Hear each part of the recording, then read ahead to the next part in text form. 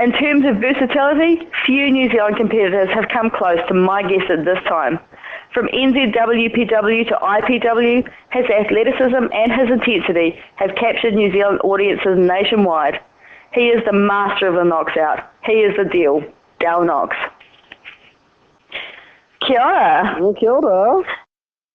Dal, you joined the IPW ranks in July 2005, and you'd been on the NZWPW roster before that. Correct. So what prompted your move up north? Well, originally I left Wellington to go over to Sydney, and I was training over there for a little while with the AWF. It's a Sydney-based promotion out west. Yeah. And before I could even get booked on a card, work opportunities lured me up here. It was either I had the opportunity of either moving to Christchurch or Auckland, and I chose Auckland because there was already an established fit up here. Mm-hmm. And the massive lure was working with all the talent up here in IPW, and that's pretty much the lure that brought me here. Just going back to WPW though, Sure. You kind of made your name in the Ngāti Fullers, working with Silence of G Miracle. How long did you guys tag for? We tagged for about approximately just over a year. Originally it started out, the original Ngāti Fullers consisted of myself and Gold. Then Silence of John Miracle, as we all know, is Gold's brother, jumped on the bandwagon, and we started terrorising the whole Wellington scene. We were the number one heel group. Oh, yeah.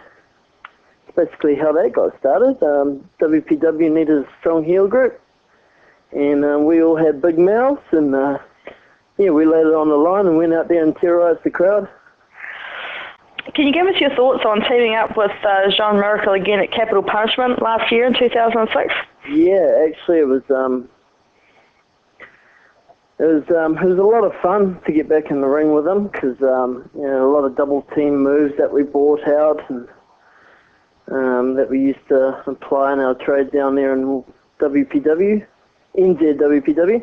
But no, it was good. I mean, him and myself, we've developed a really strong friendship over the years, and it's kind of like a brotherly friendship as well, and we know what each other's thinking, and we know what we're trying to get over, and the story we're trying to tell in the ring. And it's just like it's like two minds working as one.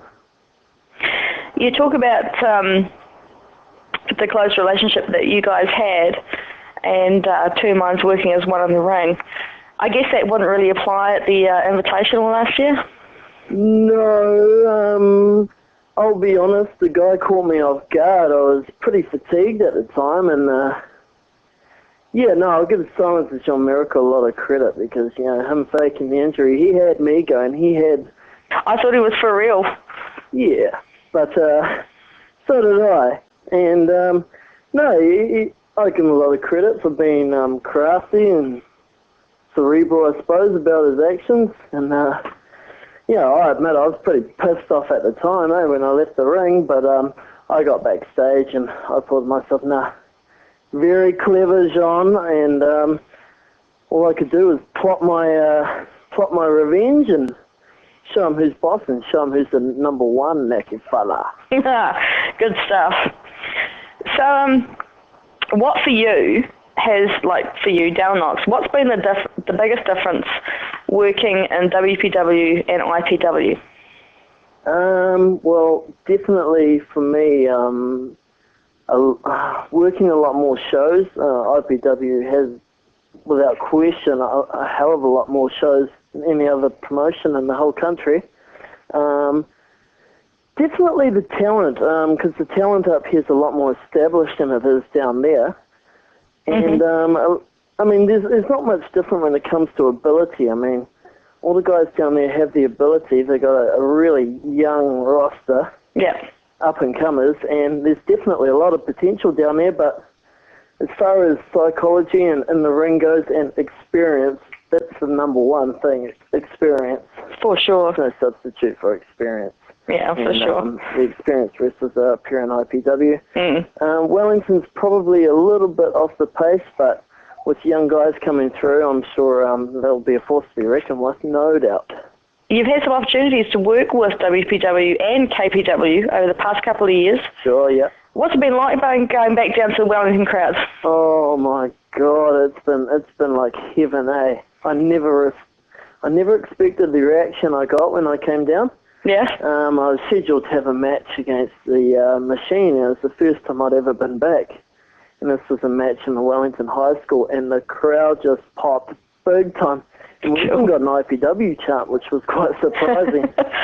And no, I just love going back and performing in front of my home crowd. I mean, when I originally started, they all knew me as a heel. Yeah. But, I mean, it seems like you go away for a little while and all is forgotten, all is forgiven, and they're just happy to see you. So every time I go down, I give 110% every time because they deserve it. Excellent. And that's what I do. The Knox out. Yeah, that finisher is one hell of a powerful move. Can you tell us something about its origins and how you came up with it? Okay, originally, well, I mean, it was one of those situations where I sat down and said, God, what can I do? Everything has been done. It's impossible to come up with original stuff. So I started off with a what do you call that? It's a torture rack submission. Oh, I. From a power bomb position, so the head's placed between the legs, you lift them up into a torture rack. And then originally it was one swing around into a neck breaker type move. And that looked all right, but, you know, it just didn't have the impact I wanted, and the crowd didn't really pop for it like I wanted. So I thought, okay, I'll put a little more oomph into it. 1, 2, maybe 3 spins, and then we were actually at a NZPWI training, and I did it. Oh, I believe it was the Inferno. Oh, yeah. For the first time, and the whole room just went, yeah, I bet. Yes, if you can impress your peers, you can impress anyone. For sure. From that day, it was Knox out better. Oh, yeah.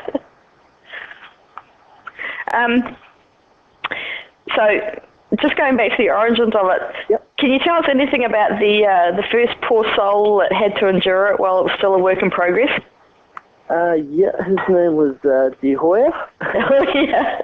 And I actually received a championship match down there, and I pulled it out with one spin. Nice. And, yeah, it didn't really do a lot for anybody, It was supposed to be my finisher. No one realised it was a finisher. Something had to be done. There needed to be more impact. The move is 100% visual stimulation, and yeah, by golly, it hurts like hell. I've never had it done on me, thankfully, but I'd say I'd scream like a girl, just like everyone else does when I put it on them. Well, you know, speaking of moves that have been done but yet not been put on somebody else, have you heard any of the comparisons to Petey Williams' Canadian Destroyer? Yeah, there have been comparisons, but well, just in terms of the holy shit, you know. Yeah. I'll never forget the first time I did it in IPW. I did it on Link Van Haggard, and it was in the Linfield YMCA, and everyone just went, ugh. You've had a very intense series of matches with The Economist lately. Would you say that he ranks up there as one of your more difficult opponents?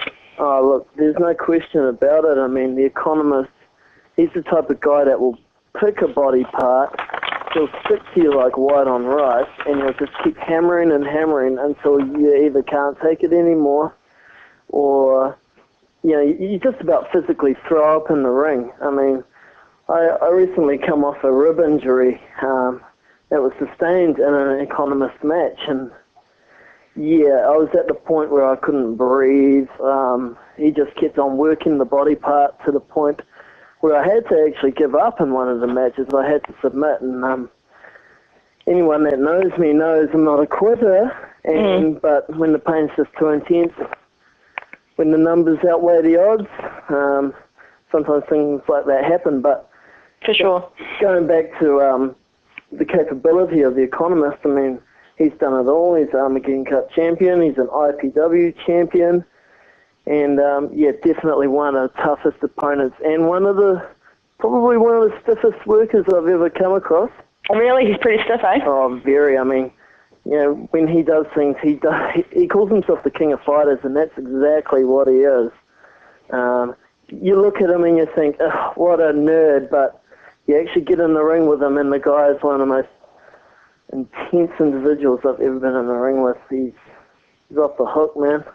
So, what can fans expect from the upcoming Loser Leaves IPW match this week on Ignition? That match for me, absolutely. It was a dog war. It was an absolute war. It's not a pretty match. It's a brawl, and that's all there is to it. I can't say anything more about it. It's a brawl. It's not pretty. It's brutal. I woke up with lumps all over my head the next day. You're facing the toughest, stiffest individual. And look, I don't want to lose my job. He doesn't want to lose his job. Something's got to give. Everybody watch on Friday and you'll see what I mean. Looking forward to it. Oh, yeah. Speaking of Ignition, it's been a great coup for IPW to land that TV slot. What's the locker room morale been like in IPW since their TV debut?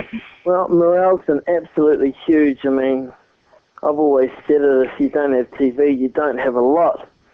So, the exposure's higher than it's ever been. Guys are working harder in the gym. Everyone wants to look. Everyone wants top exposure. Everyone wants to look good for the camera. Performances have gone up, and they're going to go up and up and up. And, morale is absolutely at its peak at the moment. Everyone just cannot wait to get out there, show what they've got in front of the camera, show New Zealand what they've got, and, show them what we do best. You're scheduled to take on Davey DeLuxio, Jordan Invincible, and Johnny King at Genesis. That's right. Huge six-man match. Yep. After you guys clashed with them at Armageddon, yep. What do you and Alexander and Roger Ventura bring to the table at Genesis? Okay, well, let's face it, I'm the good-looking one. Light player Roger Ventura, obviously my best friend. He brings a lot of high-risk aerial, nothing that no one hasn't seen there or know what Roger's got. He's got the goods. He's a former IPW champion. You've got the Samoan silverback, Alexander.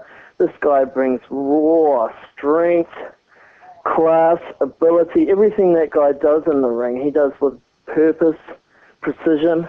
And then, of course, you got the Dal Knox. Well, I mean, what a team. I mean, the Dal Knox isn't going to take a backward step. He's out for one thing and one thing only, and that's to knock some big mouth, whether it be Davey, Jordan, Johnny King, it doesn't matter who. As long as the deal gets to knock someone out, he'll go home happy. Light player, Dal Knox, Alexander the Great. We'll go out, we'll go get some chicken and some Kool-Aid, as the light player says. We'll go have a whale of a time knowing that we're winners, because that's what we do and that's who we are. Booyah! Yeah. Tell us about PWA's Rise of the Warriors, in which you and Deluxio is going to be competing. Right. Okay, I understand it's a tournament situation, and currently I'm taking on the Canberra champion. All I know is that I get to beat up Australians. Well, that's always good. That's got to be good. Australians in particular. It's just, if you're going to beat someone up, wouldn't you want it to be in Australia? Okay, the last time I went over there, Dale went over there, he wasn't expecting what he got. And these guys came with hell, fire, and brimstone, and now all the deal knows what to expect. He's going over there with the same damn force, the same attitude, and that attitude is crush, kill, destroy, and also kill. No, kill's too harsh. Make them remember the deal's name. Well, you're going to be looking forward to seeing how you go over there. Yes. With IPW now regularly on TV, and you've got your competing promotions in Wellington. Sure. What do you think of the direction that pro wrestling is headed in New Zealand? I think it's on the up without question. I think 5 years ago, I don't even think the Wellington promotions were even heard of. IPW was just starting to get off its feet. So that's a lot of progress in 5 years. Speaking for myself, I know I'm not going anywhere anytime soon. I know a lot of the other guys aren't going anywhere soon. We get better as each week progresses.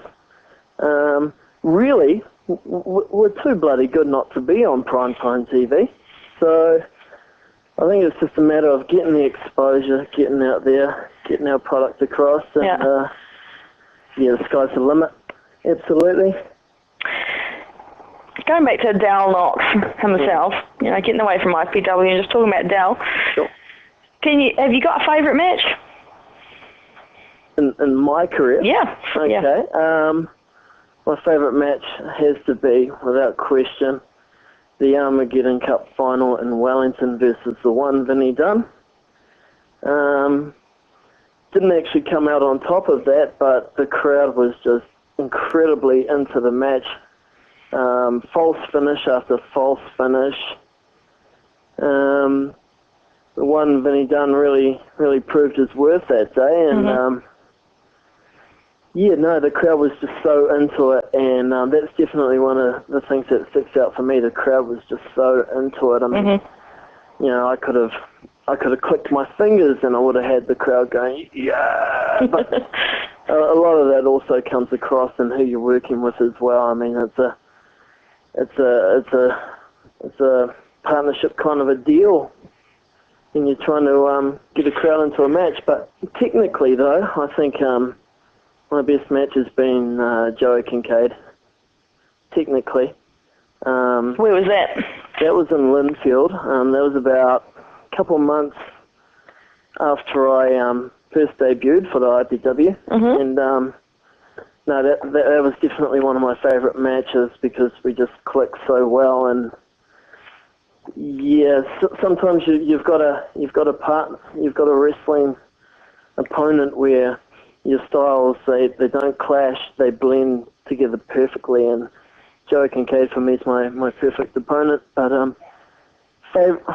most fun match, the one Vinnie Dunn. So Cup final. Would it be either Vinnie Dunn or Joey Kincaid that would have been so far the highlight of your career, or would you say the highlight something else? The Dunn match was my highlight of That's a highlight. my career, without question.